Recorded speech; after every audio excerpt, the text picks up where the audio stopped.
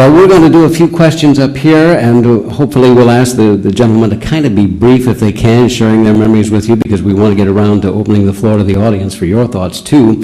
And I'm going to start by asking them if they can share with us probably one memorable moment or the most memorable moment of their multiple campaigns that they have as running for governor of Florida. Governor Kirk, can we start with you? I already answered that earlier. Well, a lot of these people weren't here. You're wearing me out. Most memorable, most exciting moment, and I'm going to lie now, was getting elected.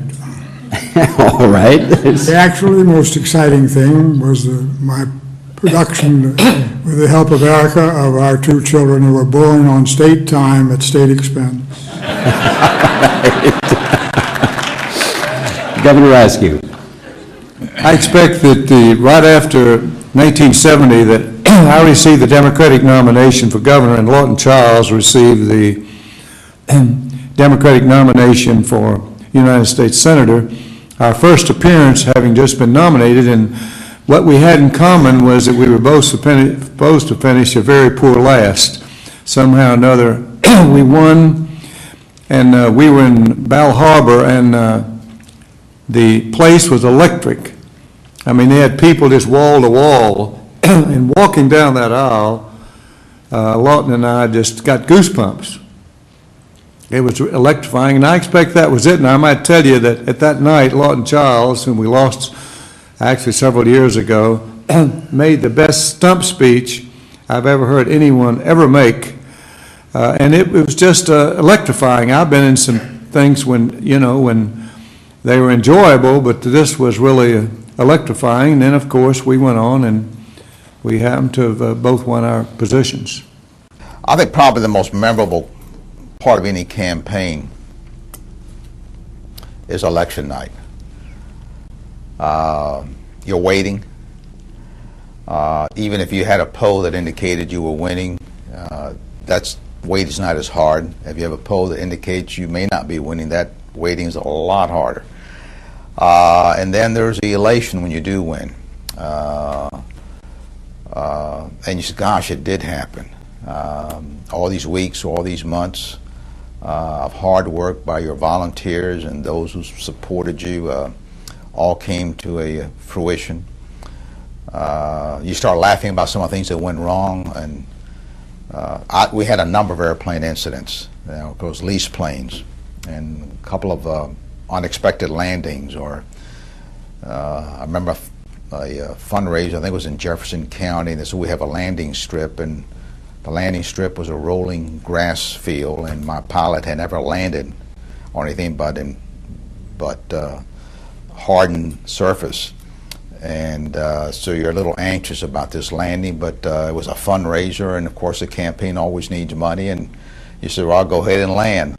And then of course you land and sort of rolled over these little hills, and that was quite a landing, quite frankly.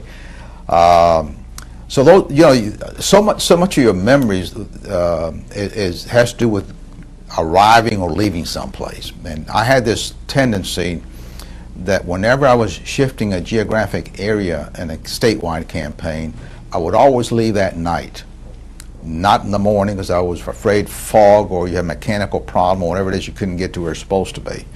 So we often were moving at 10, 11, 12 o'clock at night to the next location. And then I was an early riser. In those days, I jogged at 5 in the morning, 7 days a week. So if I got in at 2 in the morning, I'm up at 5, jogging, usually was a 2-mile jog, and then got going again. And most campaign days started at 6, 6:30 when you started meeting with your volunteers about the schedule and made your first appointment, first appearance. Those are the memorable days, long days, full of talk, full of listening, skipping meals, eating out of vending machines at airports.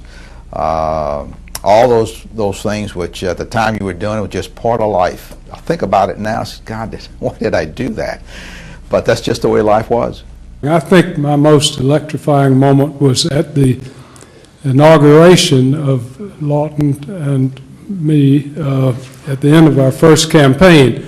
Some of you were there. You may recall there was a bureaucratic spat between the Capitol Police and the National Guard detachment, which was going to fire the 19 cannons. And the bureaucratic police refused to allow the National Guard to fire the cannons from the place they had always done it. And so they moved them about a quarter of a mile away. The Guard, afraid that the cannons would not appear sufficiently significant, turned them toward us. A number of the people there, including Governor Childs and myself and a number of others, were veterans. The muzzle blast from large bore cannons a quarter of a mile away coming directly at you is extraordinary. There were people scrambling to get under things. The bathroom was jammed. And you could see the general. He framed a two-word sentence, the first word of which was, "Oh." That was electrifying.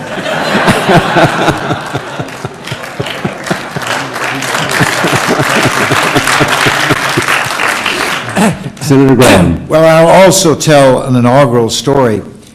My father ran for governor in 1944, ran a good campaign, finished third in the Democratic primary. The political editor of the Miami Herald at that time, a man named Alan Morris, who's now has gone on to make a great contribution to Florida history, wrote a column to the effect that the fact that Ernest R. Graham could not be elected governor proves that it will be a cold day in hell when anybody from Dade County gets elected.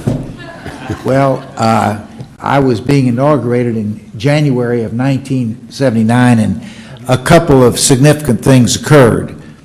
One, it snowed. Second, there were two heaters on the grandstand. One of them was in front of Claude Pepper, and it stayed there throughout the entire activities. The other was in front of Governor Askew. And as I took my oath of office precisely at noon, while I was standing up with my hand up, they moved the heater from Reubin to me. And that was the most defining statement that, yes, I had been elected. Reagan, I'd like to add a moment to that because Bob was almost turning blue. It was so cold, and he didn't want to put on a coat, so I sent him a note and told him I had on long underwear. He better put on a coat. All right. Well, now I'm going to ask these gentlemen to reflect back and share a moment, and we'll rotate around here as we go first. And this time we'll ask Governor Askew to start. I want to ask you to reflect back and to talk for a minute about your very first day in office and what it was like. Well, first of all, finding the furniture, some of the furniture was not in my office, but it was an exciting day, and it was a traumatic day, I guess. The thing I remember the most about it is that when the ceremony was over, when Governor Kirk left, not many people went with him because he was outgoing. They all came with me, and I thought to myself, that's the way the system is supposed to work. The king's dead, long live the king. And I knew that day that my time would come, and there would be few people come with me, and the rest would go with the governor, and Bob Graham succeeded me, and that's the way it was. And so I knew that, plus the fact that we had a bomb scare that night in Tallahassee, and we had to clear the gymnasium, and unfortunately they came up and said that in addition to the bomb threat, they said that Fire Marshal just informed us that we had twice as many people we were supposed to have in the gymnasium. So we emptied them out, and it's cold, half of them left, and we became legal. But when they said this call came a couple of minutes ago, and by the time they figured it out, I had 30 seconds to make a decision. I looked around all those senators that I'd helped work collegially out on decisions, and I knew I was governor the first day when they looked at me and said, "What are we doing?" And that's when I said, "We'll just clear it out," and that's the way we did it. But it was an exciting first day for us. So, yes. Hectic. That first day in office, was still a little bit ceremonial. You know, everybody wanted to come by to wish you well. Those who had never seen you that worked for the state were all kind of looking in to see who this person was. You looked at the desk, you looked at the chair, you looked at the furnishings. Also found out that we still had rotary phones. I wasn't used to seeing a rotary phone in quite a while. We had a couple of them there in the office. I think the FDLE's phone was a rotary phone, if my memory served me right. Florida Department of Law Enforcement Agency's phone. All of a sudden there's a schedule, and there's a stack of pink slips of calls that come in that people wanted to see you, for you to return the phone call. Staff wanting to come in to get direction. It was pretty hectic, but a lot of fun. It was still a lot of fun. It was still a good carryover from the inaugural day. And but by the end of the day, the balloons were gone, the flowers had been removed, the long meetings were starting, business was on its way, and it started to fade real quick in terms of all the celebration. My most vivid recollection was that the first day I had my first argument with Senator George Kirkpatrick about which of us was going to run the Department of Environmental Protection. He had always run it under Governor Martinez. He had already told our incoming secretary, don't go to the governor's office, tell me I'll get you what you want. So that was the first time I had a chance to go see my friend George Kirkpatrick and say, now look, George, if it's all right with you, we're going to run our own agency. And, it didn't do any good. We had that same argument for the whole 8 years. Governor Graham. Well, my stark memory, and I'm sorry that I told part of this story earlier today, involved my second daughter. 18 months before I was elected, she had gone to her mother and said, Mother, I don't want Daddy to run for governor. I like my home, I like my friends, I like my school, I want to stay here, not to go to Tallahassee. Adele responded to Sissy saying, don't worry, there's no chance that your father will be elected. Now, that's the part of the story I told earlier. There are a couple of succeeding chapters. On the day of the general election in November of 1978, when the person in the box announced that I was going to be the next governor, Sissy went up to her mother and did two things. First, she told her mother, you lied to me, and second, threw up. On that first day, however, she had been living, Reubin was kind enough to let us have occupation a few days before we were inaugurated, and Sissy had found out she actually liked the place pretty much. And as I was leaving for the office on the first day, she said, Daddy, I'm glad you won. You know, Governor Kirk did the same thing for me.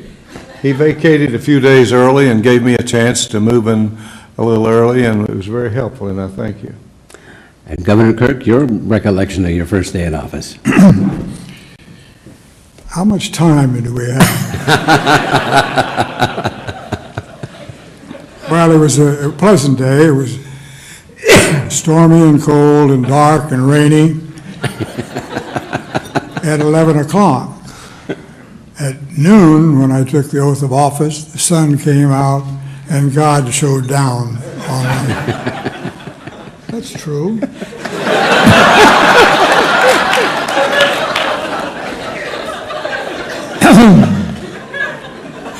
Those of you who do not believe me, check the Weather Bureau. I asked him to do that.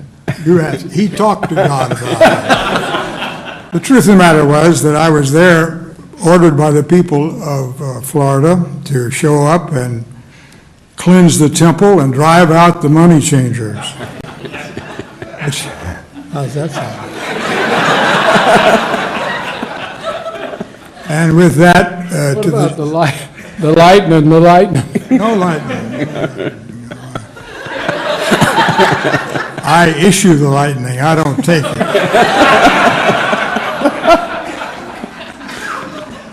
But in any case, much to the surprise of those in attendance, and particularly the members of the legislature who had come in there just because they had to show up, I issued a mandate in my statements that I am now calling a special session of the legislature to conduct a war on crime. And of course, that just created all kinds of havoc, all kinds of problems. I then proceeded to do an unconstitutional act. I began to finance my own private war on crime. Very few people objected to it, except the mafia, of course. And that was the first day. I want to add something. You want to add anything? Well, yes. I had called so many special sessions to convince the legislature that there was crime in Florida that resulted in those legislators, those men of great integrity and honesty, so much turmoil that it resulted in 37 divorces. Now, I don't think you figured that out yet, but it meant that those who left home and came up there to play around instead of doing work got divorced. That's it. All right. Next, we'll start with Governor McKay. They're a little, you have to give them some time. We have to give them some time. Reagan, I asked the chair, it's not clear to me whether Governor Kirk is a Democrat or a Republican. I'd like him to declare himself. Both. Well, I enjoy both parties. And when I came down here from Alabama, you may know that's a very historic state just north of here. Those of you who didn't attend Florida schools, of course, you don't even know where the hell Alabama is. If you at that time, I had finished law school at the University of Alabama, where all great lawyers come from. We have another little school there that teaches the hot wire tractors that has a football team too, called Auburn.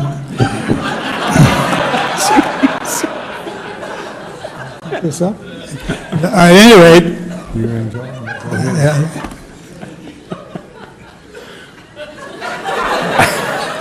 I've kind of got lost there somewhere. But I don't understand. I just willing to be helpful here, but I don't know what the hell good it's going to do anybody to hear all this. All right. He's an independent. Yeah. Now, let's get back to the Democratic Party. As a Democrat at the University of Alabama Law School, I ran the Democrats for Dewey Warren. Those of you who don't know who the hell Dewey and Warren were, that's too bad. You didn't go to Alabama schools either.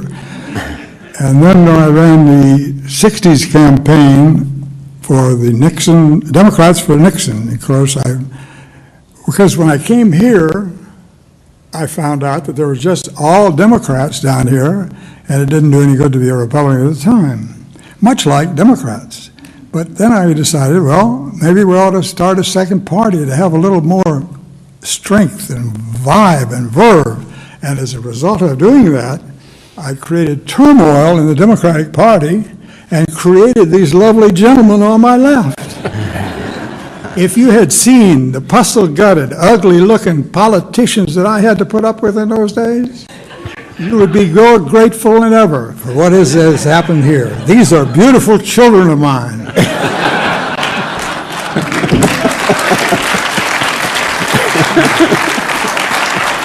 The fact is, he united the Democratic Party like it's never been united in the state.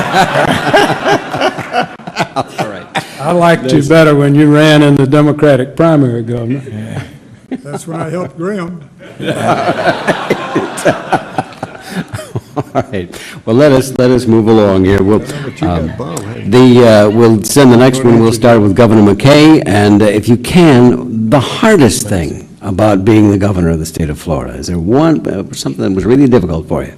I'm probably not the person to ask that question. I became governor in very sad circumstances, and it was not a happy time in my life. Yeah. Governor Graham.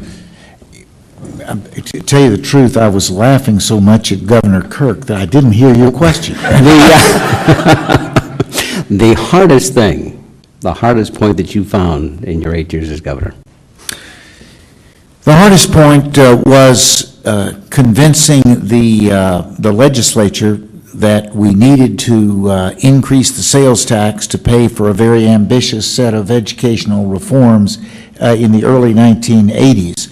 There had been a report issued called Nation at Risk, which indicated the fact that our failings in public education were putting the security of the country at risk. That sparked a number of states, many in the South, to initiate reform efforts. But we also realized that these were not inexpensive undertakings to lower class size, set higher teacher salary and expectations. And so it required going to the legislature and asking them to do what legislatures least like to do, which is to raise taxes. But as I alluded to this earlier, we found the way to approach it was to first talk about the positive benefits that were going to occur in as specific a manner as possible, that your kindergarten, which today has 26 students in it, with these reforms will only have 22 students in it. If you were a parent interested in your kindergarten-age child, that was a sufficient motivation to say, well, if it's going to cost a few more pennies of sales tax, I'm willing to pay that in order to get that benefit. Selling that argument was the toughest part of our 8 years in Tallahassee. Yeah, there's a lot of competing interests. Probably the one that always comes to mind is I was a great believer in economic development. At the same time, I thought I was real conscious about our natural resources. And clearly, even today, our economy to a great degree is being driven by all the people that want to live in this great state of ours, causing construction and growth in suburbs and all the rest of it. And it's a huge engine of employment, a huge engine of business opportunities. At the same time, they obviously consume resources. And this balance between growth and resources remains, I think, of great concern to anyone who serves as governor. It certainly remained as a great concern of mine the whole time I was there. And I had some experience with it as a mayor of a city that was growing, and you had to provide resources for those who lived in your jurisdiction. And before that, Reubin Askew had appointed me to the Southwest Water Management District as a water regulator for the west central part of the state, and had experience in dealing with water issues and stormwater issues, and got cut my teeth on that. And so I was pretty conscious about that. And that to me still remains, a huge issue. Probably the number one issue is always, how do you educate your young? What resources are going to be available for them? What's the best way of getting kids taught? And what authority, what is it you encourage your local school boards to do and still not take over the school board? How do you recruit your teachers? How do you retain your teachers? How are you able to pay for the teachers? It's a huge enterprise. Education is a monster enterprise consuming hundreds of millions of dollars. And every time you provide a little bit of something, it runs to the hundreds of millions, because the number of people that are employed in the system, the number of students that have to be serviced. And that will always be a challenge. And every governor, does what they can for that institution, the education community. And but it's a hard one. It's a real difficult one. Probably even more heart-wrenching are the things that go wrong with children, whether they've been abused or they're missing, whatever it is. I mean, it just tears you up every time one of these would surface. And they still do. And no matter how hard you try not to let those things happen, you just can't seem to cover every base that stops it from occurring.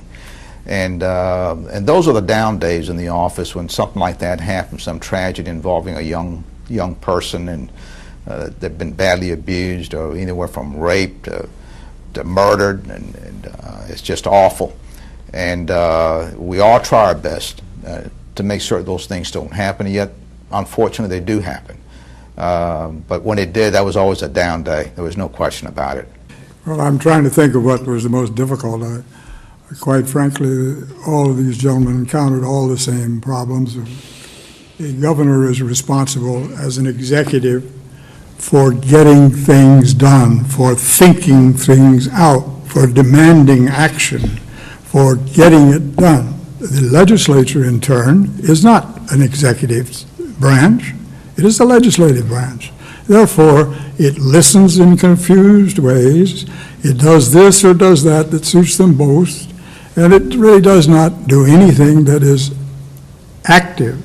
It is reactive. Therefore, realizing that executive attitudes had to mold some legislative ideas, and that is a very difficult thing for me to do, meaning to try to teach some mental paraplegics what the hell's going on.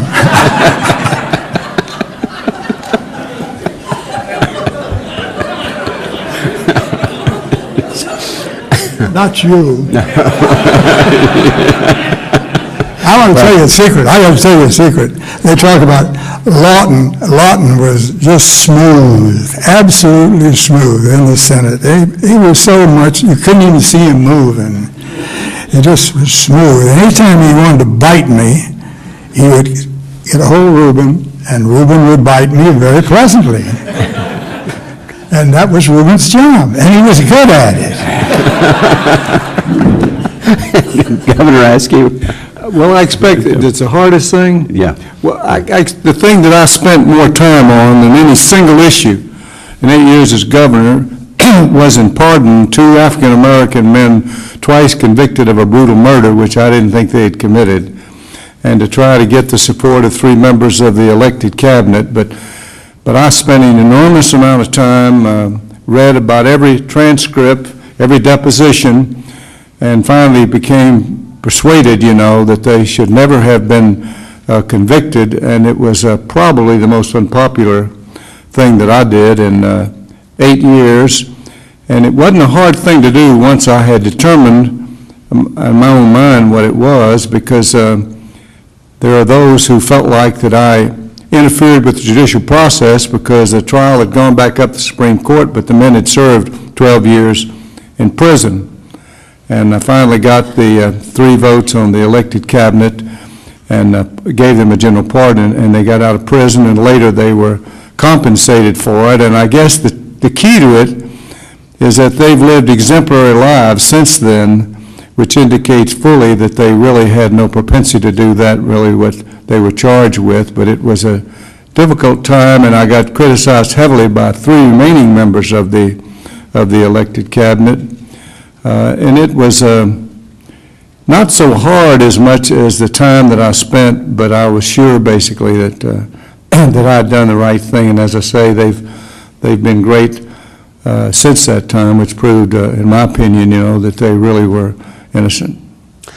If you'll permit me, I'm going to do a complete turn here. We're going to go to the opposite side of the page here, and we'll start with Governor Graham.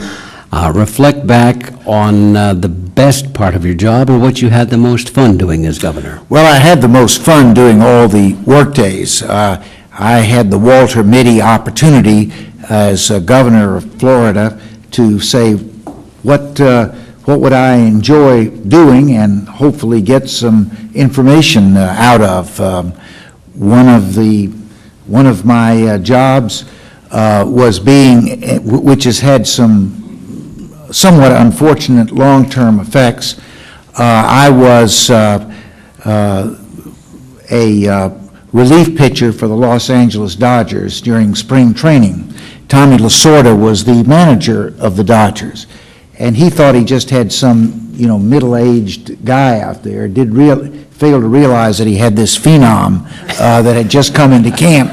And at the end of the day, he said, Bob, I have told 24 players that they're going to be on the plane going back to Los Angeles. There's 1 slot left, and it is for a pitcher. And I've got 3 possibilities. One is you were not even in the picture yesterday. The other is David Stewart, who turned out to have a long, illustrious career. And the third was a fat Mexican kid named Valenzuela. At the end of the afternoon, he said that he's sending Stewart to Albuquerque, I'm going back to Tallahassee, Valenzuela's getting on the plane. I have pointed out to Tommy several times since that time that since that decision, the Dodgers have never won the World Series, but it was his decision and his choice, and he'll have to pay the consequences. The question was, when did I have the most fun? Yes. I didn't have any fun. Tonight. If you were surrounded by Philistines and Pharisees.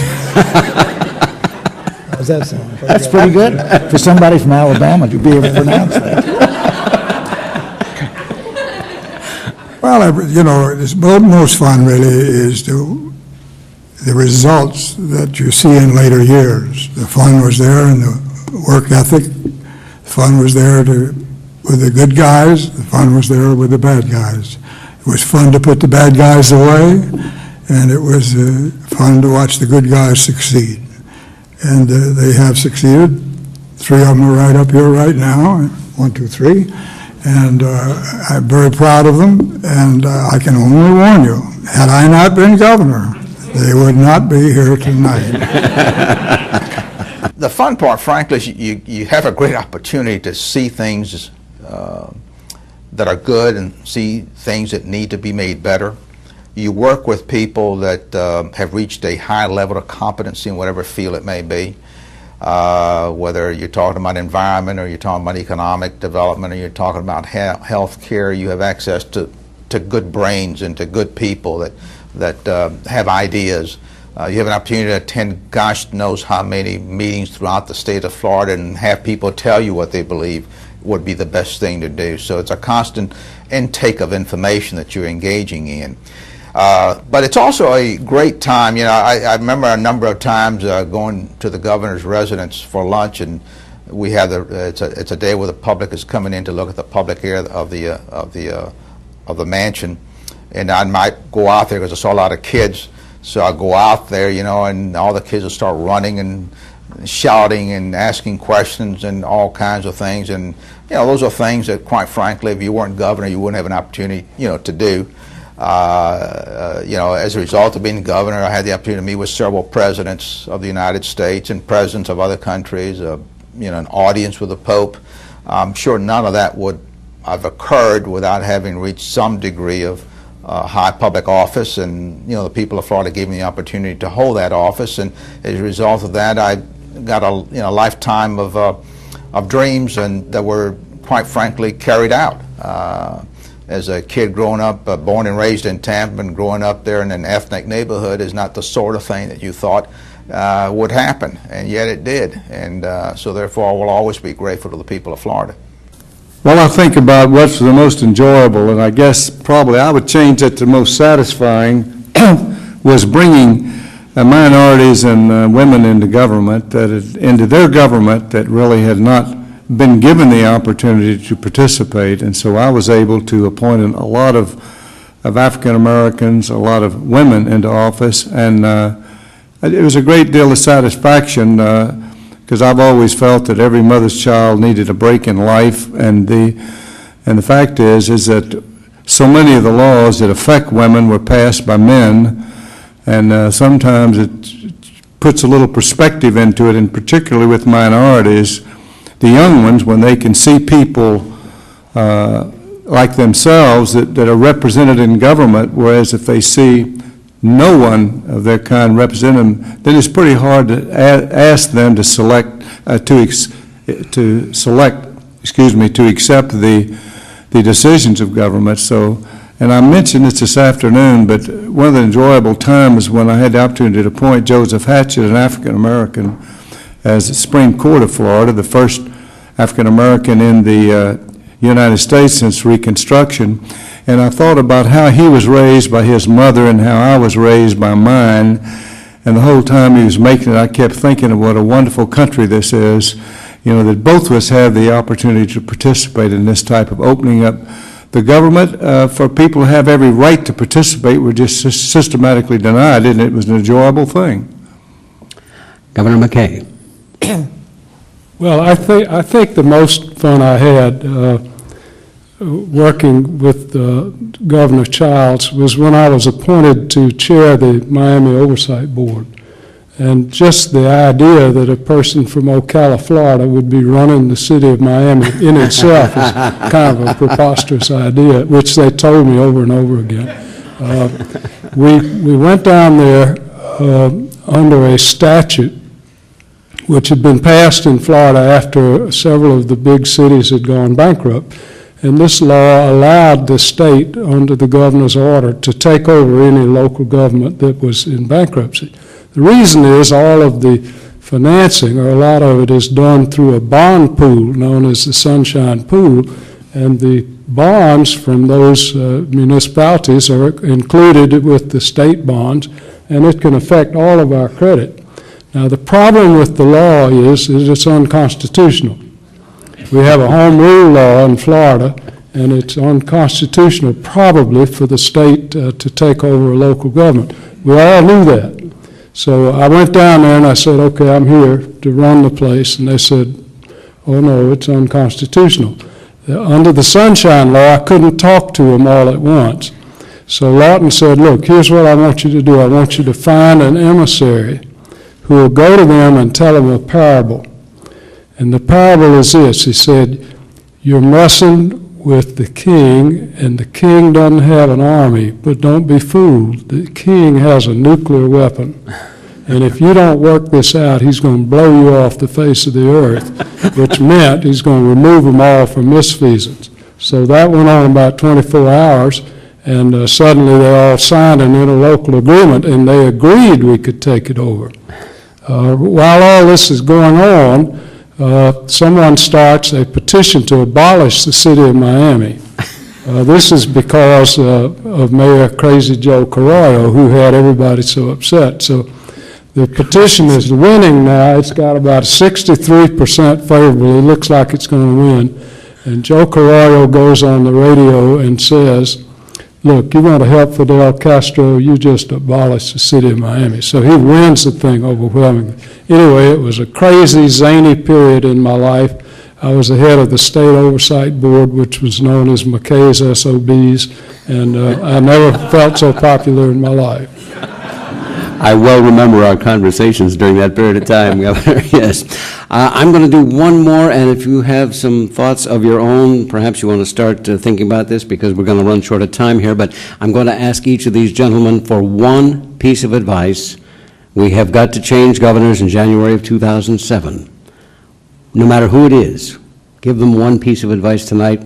Governor Kirk, we'll start with you.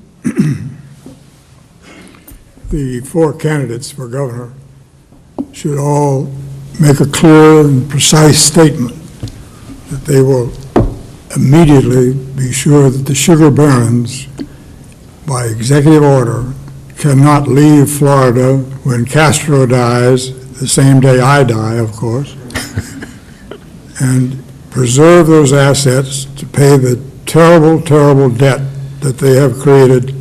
There was no sugar industry when I became governor. There is one today that is polluted for those 40 years, and therefore the four governors candidates should mandate or admit that they will create a method of protecting and grabbing a hold of the assets of all those who have polluted and keep them for the people of Florida. Governor Askew. Well, I believe that my best advice be a couple things. Make sure that your spouse is really in it for the race to begin with. My second bit of advice to candidates is get you a good airplane. I think one of the biggest mistakes that candidates running statewide make is not give a priority on the safety of the aircraft and to get two pilots who fly for a living all the time. Sounds practical. But the main thing I would tell them is don't, in pursuit of the office, negotiate away all your options to handle problems if you're elected. Assume you're going to get elected, because I was a far cry from thinking that I could be elected, and yet every decision I made was based on my assumption that I would get elected, and I had to live with my decisions. But the money is so bad and so distorts it, and I agree with you, Governor, you're talking about all the campaign finance reform and what's really needed, but don't get so carried away to be elected that you lose your ability to independently govern should you get elected? Governor McKay. Well, I think I've probably lost more elections than anybody up here, so I'm not sure how good my advice is.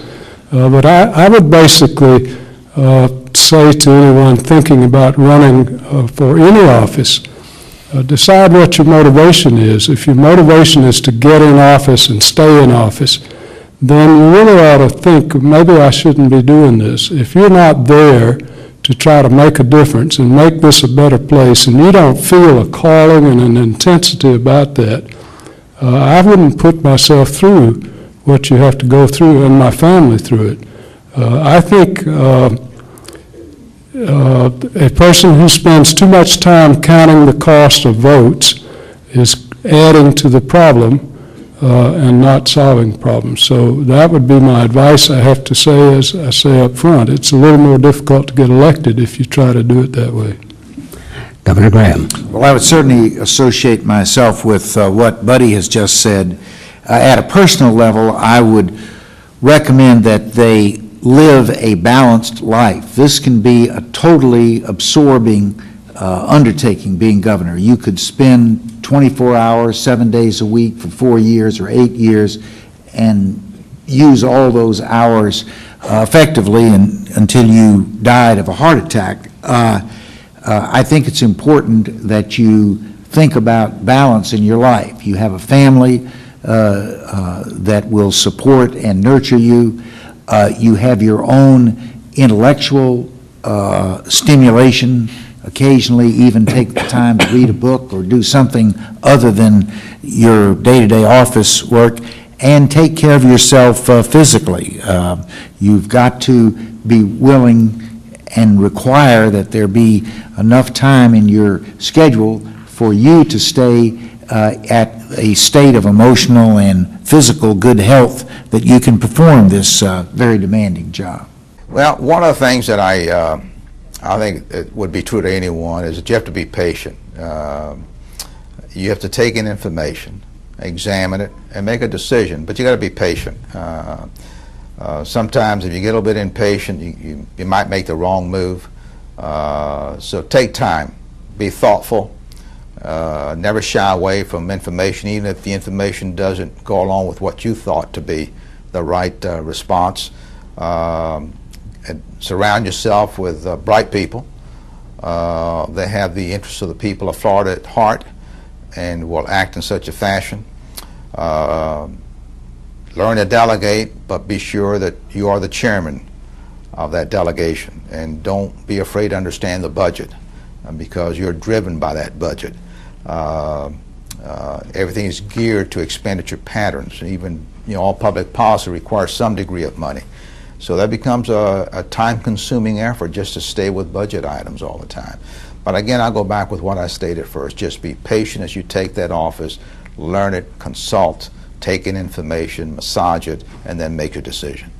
April 23rd, 1983, when you were governor, the city of Key West seceded and declared itself the Conch Republic. And it's kind of a lighthearted question. I was just curious what your take on all that was, and if there's any funny stories that perhaps you knew about that could be added to that. Just a little curious. Well, the background of this was that you'll be shocked that there was allegations that both drugs and illegal immigrants were entering the country through the Florida Keys. If you can contain such an atrocious idea.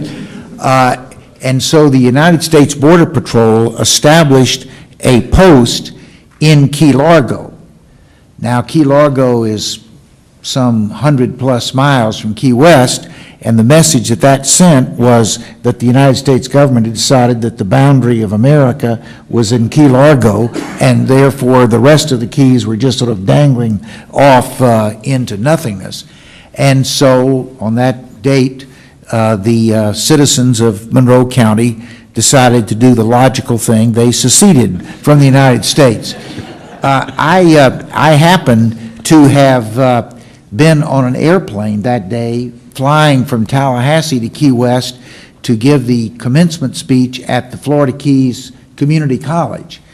And when I arrived, the FDLE agent, Florida Department of Law Enforcement, got on the plane. He said, "Senator, I've got some some bad news, and I thought something had happened to one of the kids or something, and he said, well, first, Monroe County has seceded. They've established their own government called the Conch Republic.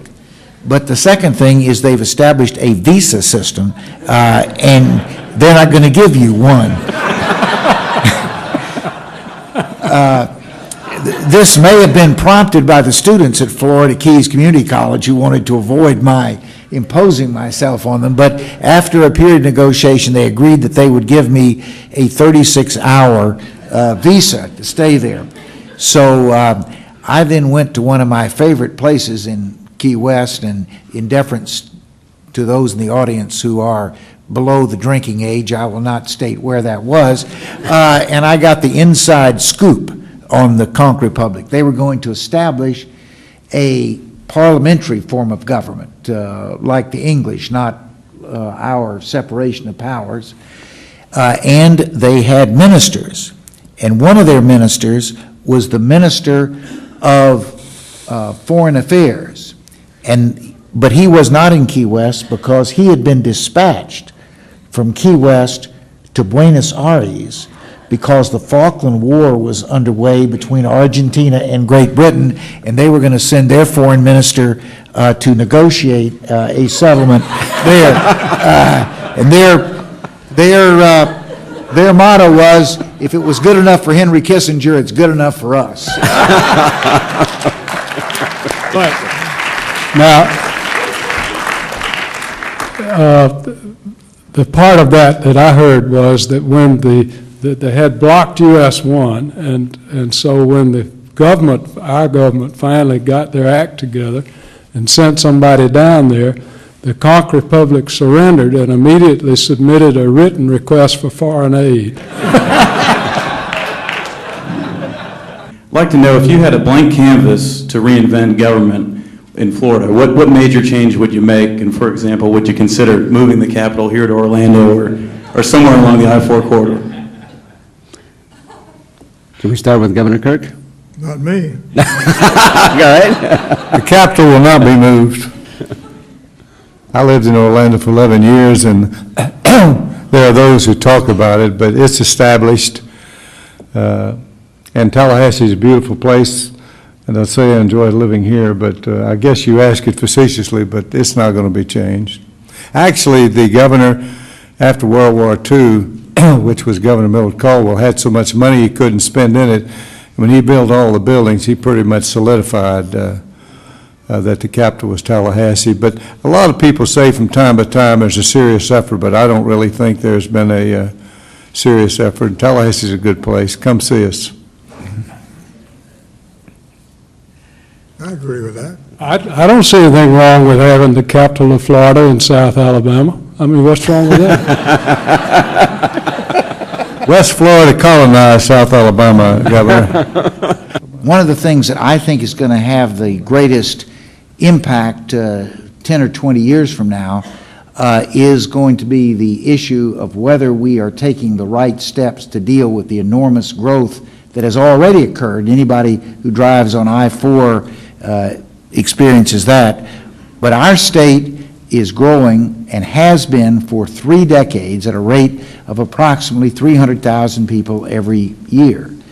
We are paying the price today for not having dealt with the last 5 or 10 million. I was born in 1936. Population of Florida was 1.5 million.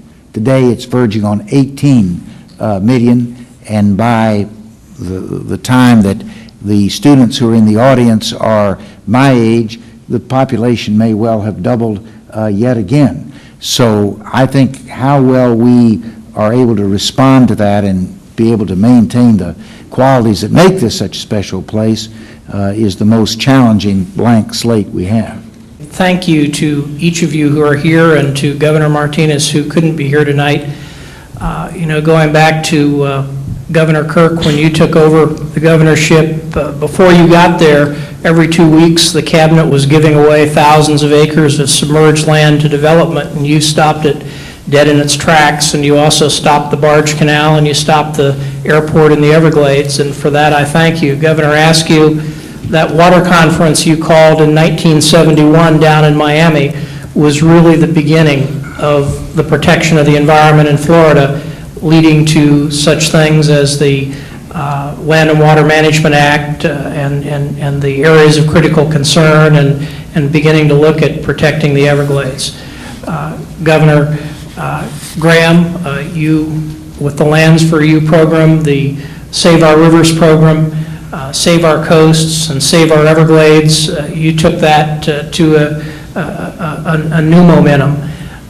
And Governor McKay, what you and Lawton did to move the Everglades forward to the point we have it today, a multi-billion-dollar restoration program that was really all started on your watch. And finally, Governor Martinez, who isn't here, the Preservation 2000 program.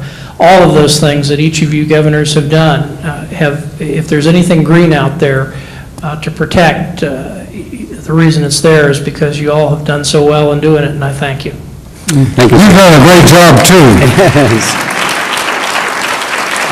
For those of you who do not know him, and there aren't very many Floridians in that category, that's Charles Lee, who has been the longtime representative of the Audubon Society in Florida, and a lot of those accomplishments have your fingerprints on it too, Charlie. Governor Graham, unfortunately, has a plane to catch, and we have promised to get him to the airport on time. I told him earlier we gave him a quick round of applause. He said, well, don't make it too quick. So could you join me in a rousing round of applause?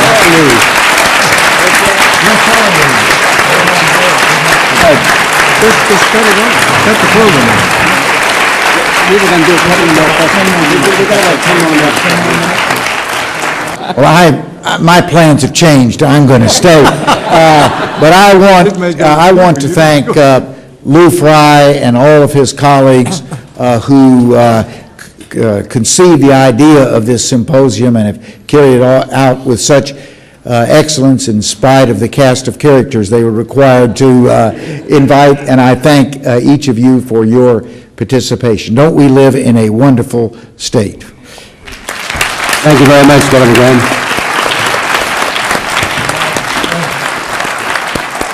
Try to squeeze in the last couple of questions here. We do have one from our audience at Central Florida Community College in Ocala, and interested in knowing what the governors think about the growing Spanish population in Florida, and specifically the problem of illegal immigrants in the state.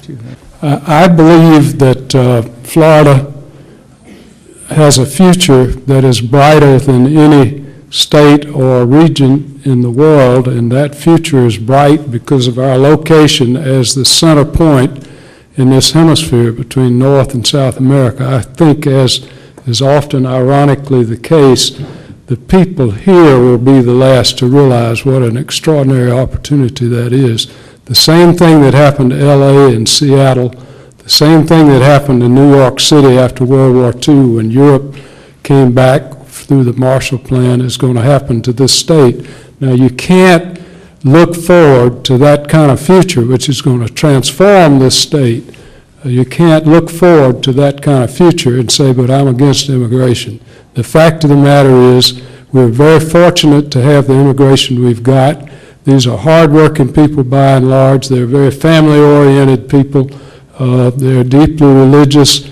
If they left here, legals or illegals, it would collapse agriculture not only in Florida but throughout the United States. They are, in fact, by and large, paying into Social Security. They're solving a huge part of the problem, and Florida ought to be out front in America saying, we need a green card system like they're doing in Europe so these people can be here legally, they can know what the rules are, and they can look forward to being, we hope, integrated as part of the greatest, I think, integrated hemisphere in the world. That's my view of it.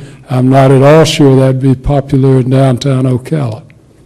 And there's nothing that we can do about immigration except what the president does and what the Senate and the House of Representatives do.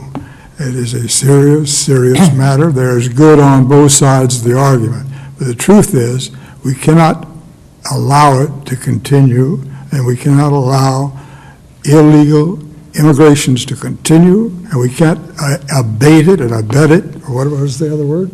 Abate it, help it, by just standing pat and saying, God bless everybody, come ashore. I was at college at FSU in the first freshman class. We helped Reubin Askew get elected to president of the campus government. Governor Kirk, when I worked for Governor Hayden Burns, and then you came along, I lived with Mrs. J.M. Fields on Park Avenue. Her husband was comptroller during the Depression.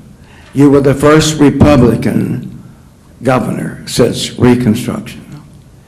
So when I go home 2 days after the inauguration, I was working for Tom Adams and the Florida seafood industry. Mrs. Lee was probably then near 80, and she looked very unhappy. And I said, Ms. Lee, what's the matter? She said, well, Jack, do you know what this Republican governor has done? I said, well, he just got elected governor. I know, but you know what he did the other night in the governor's mansion? I said, no, ma'am. They rolled back those Oriental rugs, they had a jazz band, and danced on those parquet floors. I said, Miss Lee, what are we coming to?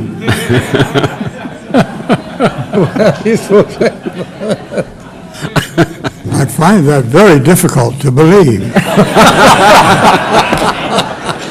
Amazing.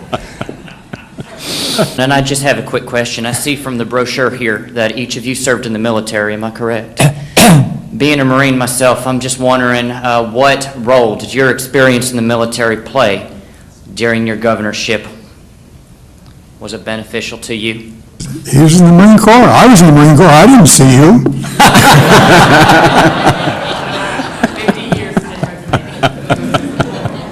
Well, I was in the service twice. I was in the 82nd Airborne Division, jumping out of airplanes before I was young enough to know better. And then I was in the Air Force. And I would say that it gives you a degree of confidence in terms of knowing how to handle problems. There are no easy solutions to the problems we face, and the people who really believe they have all the answers usually don't even understand the questions. But I think that having served in the service of the United States was a privilege and an honor, and all of us are proud to have been part of the United States military. Governor McKay? It gave me a feeling for a segment of our population which I value a great deal, our veterans. They've got very significant problems. It's I think, important that we've got people in government who have been through some of what they have been through that have a feeling for those problems. I might add a little something about that military business. Do you want to hear it? Oh, of course, of course. It only takes an hour. What's the next question? That's the next question. No, I served. You're right. I was in World War II and in Korea as well, and I have great sympathy for those in Vietnam and certainly the men in Iraq today. You may have seen a big, strong-looking, overweight black man with me earlier in the day. He graduated from Florida A&M in 1968, and he joined the Marine Corps. He came out and after service, and it was a colonel, and he has served now our Governor Comptroller Milliken. And the interesting thing is his son has been in the Marine Corps now for some time, and I give you this story just to tell you a story. And his son is now a lieutenant colonel and is in Iraq tonight. Now, with that serious story, I'll now tell you a little light story. The president, you tired yet? President Truman, in the last days of World War II, turned to the Secretary of Defense and asked the Secretary of Defense, what do we have left? We're going to Japan now. What do we got left? Secretary of Defense said, well, Mr. President, I got to tell you, we got the bomb, and Claude Kirk is going to graduate from Quantico as a lieutenant August the 25th. He said, drop the bomb. Not satisfied with that, of course. Time went on. I went to the University of Alabama and was in the Marine Reserve and all that sort of thing. And Truman one day said, oh my God, those North Koreans, they're crazy. They went across the line. Call Kirk. That's all I can tell you. Actually, we volunteered him. And incidentally, my oldest granddaughter just finished 5 years in the Marines, so it runs in our family. Gentlemen, we thank you so much for your time this evening. It has been an honor for me to sit here at the same table with you. We do thank them for their service. I hope that you folks appreciate what has happened here this evening, because I do not know of any other state, and never certainly in this state, has this ever been done, where we could take 40 years of our history and have the chief executives all together on the same platform. And I think they deserve a wonderful round of applause.